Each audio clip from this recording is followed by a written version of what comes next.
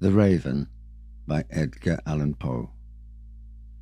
Once, upon a midnight dreary, while I pondered, weak and weary, over many a quaint and curious volume of forgotten lore, while I nodded, nearly napping, suddenly there came a tapping, as of someone gently rapping at my chamber door.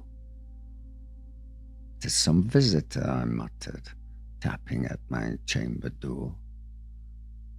Only this, and nothing more. Distinctly I remember, it was in the bleak December, and each separate dying ember wrought its ghost upon the floor. Eagerly I wished the morrow, vainly I had sought to borrow from my book surcease of sorrow, sorrow for the lost Lenore, for the rare and radiant maiden whom the angels name Lenore, nameless here forevermore.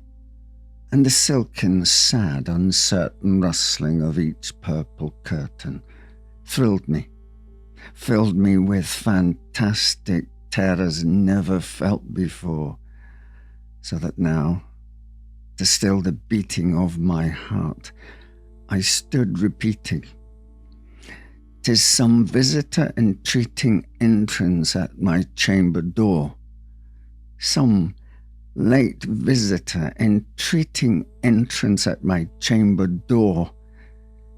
This it is, and nothing more." Presently, my soul grew stronger, hesitating then no longer. "Sir," said I, "or madam, truly your forgiveness I implore. But the fact is, I was napping, and so gently you came rapping, and so faintly you came tapping at my chamber door, that I scarce was sure I heard you. Here, I opened wide the door, darkness there, and nothing more. Deep into the darkness peering, long I stood there, wondering, feeling, doubting, dreaming dreams no mortal ever dared to dream before. But the silence was unbroken, and the darkness gave no token, and the only word there spoken was the whispered word, "Lenore."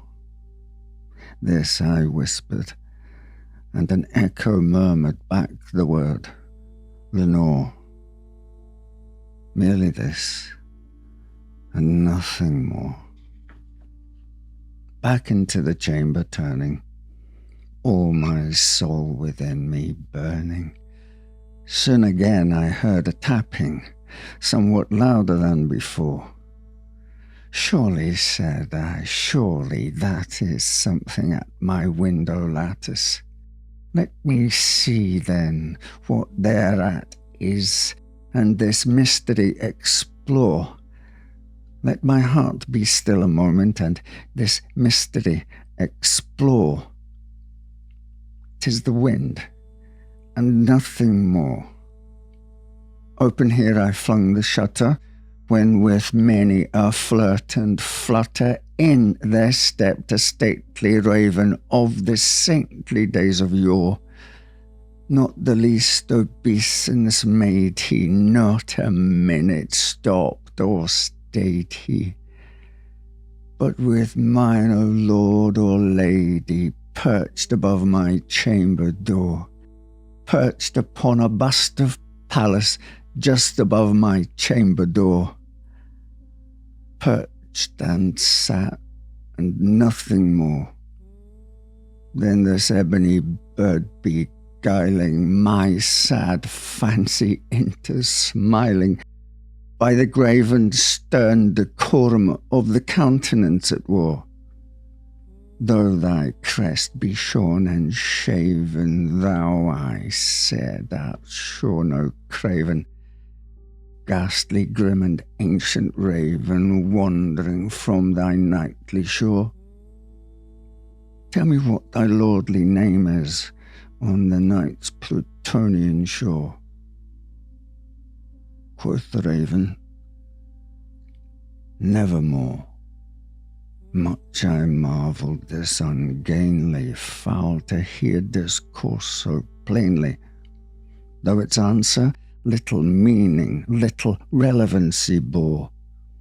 For we cannot help agreeing that no living human being ever yet was blessed with seeing bird above his chamber door, bird or beast upon the sculptured bust above his chamber door, with such a name as Nevermore.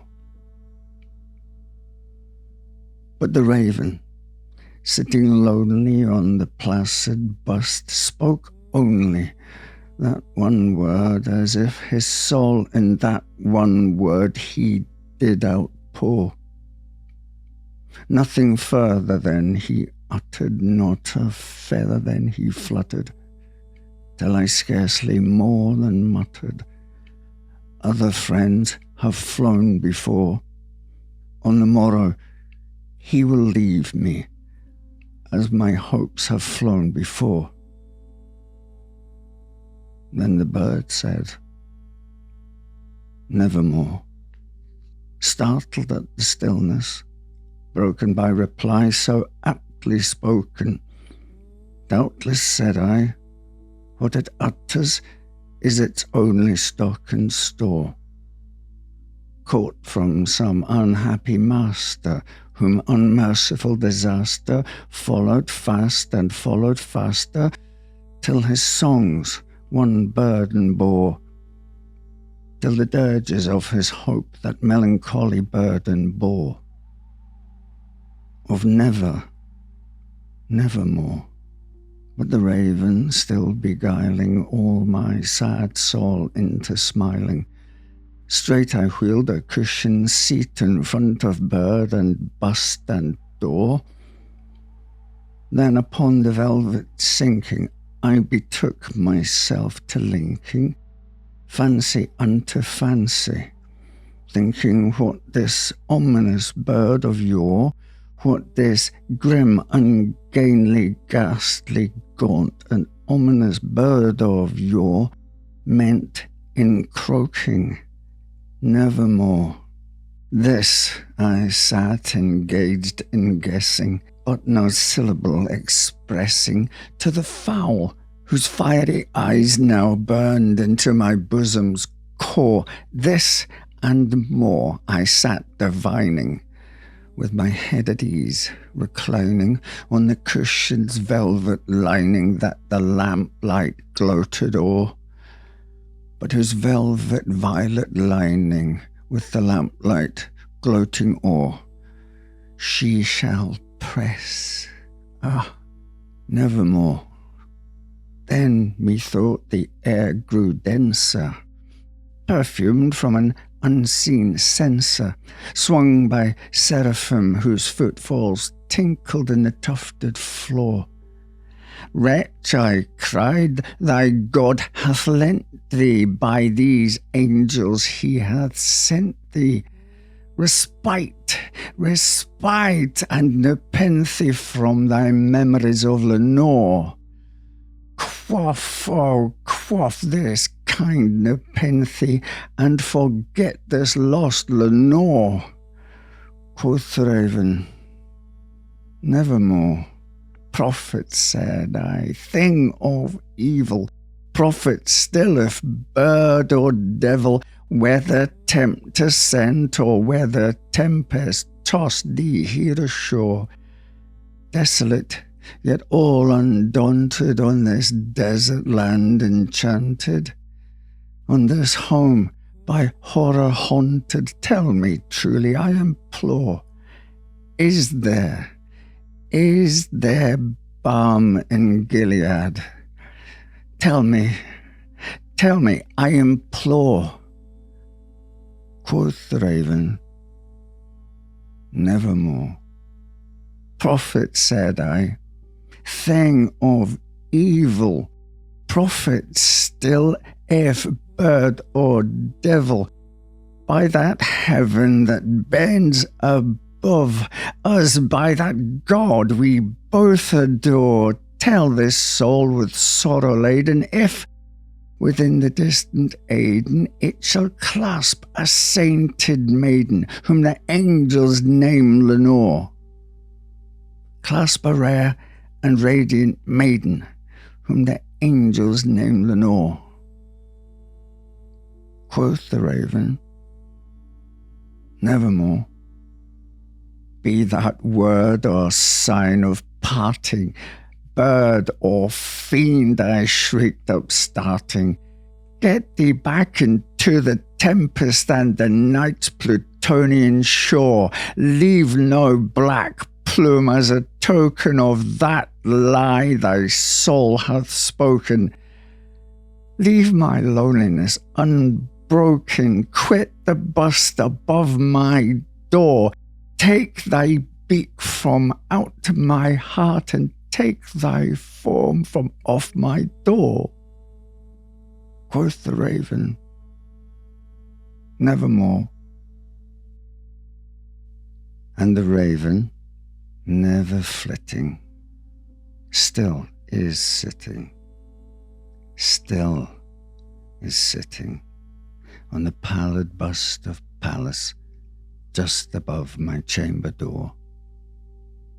And his eyes have all the seeming of a demon's that is dreaming, and the lamplight o'er him streaming throws his shadow on the floor. And my soul from out that shadow that lies floating on the floor shall be lifted nevermore.